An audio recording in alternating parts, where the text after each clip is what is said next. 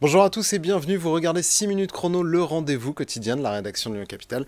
Et aujourd'hui on accueille Béatrice de Monti, bonjour. Bonjour Paul Tarr. Alors vous êtes conseillère municipale Les Républicains de Lyon, élue dans le 3e arrondissement.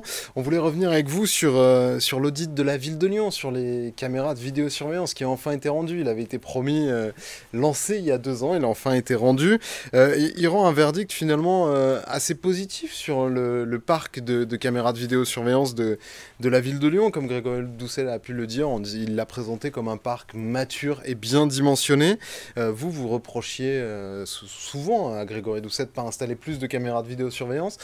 Finalement, c'est une pierre dans votre jardin, cet audit ? Oui, alors cet audit arrive après quand même 3 ans de mandat. On aurait aimé qu'il arrive beaucoup plus tôt. Il arrive avec des conclusions qui étaient déjà les nôtres. On disait qu'il manquait des caméras de vidéosurveillance, notamment dans certains arrondissements de Lyon. On apprend qu'il n'y en a absolument aucune dans le 4e arrondissement. Voilà, on aurait aimé qu'il arrive plus tôt et surtout qu'il soit plus ambitieux. Aujourd'hui, le verdict, c'est on a un très bon parc de vidéosurveillance, on a des bons outils à Lyon, ce qui est vrai, hein, il y a un centre de supervision urbaine qui est très qualitatif, on a des beaux outils pour travailler. Maintenant, on ne peut pas, au vu de ce qui se passe, de la montée de la délinquance et des incivilités, se satisfaire de cet audit. On aurait aimé qu'il y ait des vraies recommandations ambitieuses. Il y a beaucoup d'outils, il y a la vidéosurveillance, c'est un des outils, mais dans la politique de sécurité, il y en a beaucoup d'autres. Le fait que le parc soit bien dimensionné, c'est une surprise pour vous ? Il n'est pas bien dimensionné. Parce qu'on a l'impression, il est dans la moyenne. 3 ans qu'on manque beaucoup cruellement de caméras. Or là, ce serait une vingtaine qui manquerait, ce qui est assez peu finalement. On apprend qu'il est dans la 571. On apprend qu'il est dans la moyenne des grandes villes comparables. Moyenne haute quand même. Voilà. Après, deuxième en densité, 4e en caméras par 1000 habitants. Oui, après, c'est un outil parmi d'autres. En effet, il va falloir mettre des caméras dans des endroits où il n'y en a pas. Ça, très bien, on est d'accord. Nous, ça fait juste 3 ans qu'on le dit.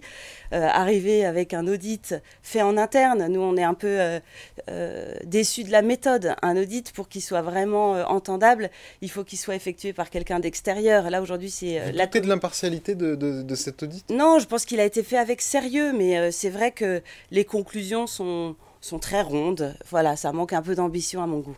Alors, ce serait quoi l'ambition pour développer le parc de vidéosurveillance ? Moi, je pense qu'il y a des outils autres aussi que le parc de vidéosurveillance. On peut Pourtant, c'est la passe d'armes dont on entend parler depuis 2 ans entre la préfecture, la ville de Lyon, Gérald Darmanin et Grégory Doucet. Même vous en réclamez, vous en aviez promis énormément pendant les élections municipales. Oui, mais justement, le maire de Lyon... Vous ne jurez plus finalement par les Le maire de Lyon est patron de la... la police municipale. Son rôle, c'est de travailler en collaboration avec l'État, avec le préfet, avec la région, avec la métropole. Et tout ça, ça a été refusé pendant 3 ans. Gérard Darmanin est venu à Lyon, il n'a pas été reçu par le maire. Laurent Wauquiez a proposé de l'aide, il a fini par être reçu par Grégory Doucet. Et il y a 2 jours, la nouvelle préfète annonce qu'elle est déçue, en effet, des conclusions de ce rapport sur l'audit.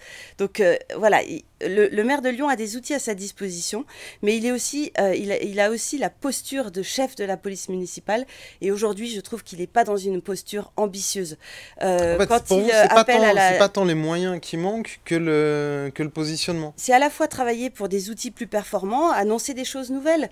Qu'est-ce qu'on peut faire ? Utiliser l'affichage municipal pour lutter contre les incivilités, former les Lyonnais au respect du cadre de vie. Aujourd'hui, on a des tags qui prolifèrent dans toute la ville de Lyon. Enfin, je pense que vous ouvrez les yeux comme moi. Il y a des tags anti-police absolument partout. Donc, c'est mettre tous les outils en œuvre. Pas spontanément, c'est aussi qu'il y a eu des manifestations, on en est à une dizaine de manifestations dans Lyon. C'était le cas avant. J'ai pris la parole en conseil municipal et la réponse du maire a été de dire que je ne respectais pas le travail des agents. C'est pas du tout la question. À partir du moment où il y a des tags injurieux sur les murs de notre ville, c'est agressif, c'est de l'anxiété pour les Lyonnais qui méritent d'avoir un cadre de vie apaisé, propre, et ça contribue au sentiment de sécurité ou à la réalité de la sécurité dans notre ville. Donc la vidéoprotection, c'est un des outils. Après, il y a la posture du maire, il y a son encouragement auprès de la police municipale, remettre des trophées pour les actes de bravoure, lutter contre les incivilités, les jets de mégots. Il y a plein de choses à faire. Et là, je trouve aujourd'hui, Grégory Doucet, pas assez ambitieux pour notre ville. Il l'a répété pourtant lors de la présentation de l'audit que la sécurité était la priorité de son équipe municipale. Alors c'est facile de le dire. En effet, il se met en scène maintenant sur ses réseaux sociaux avec des photos de policiers tous les 4 matins.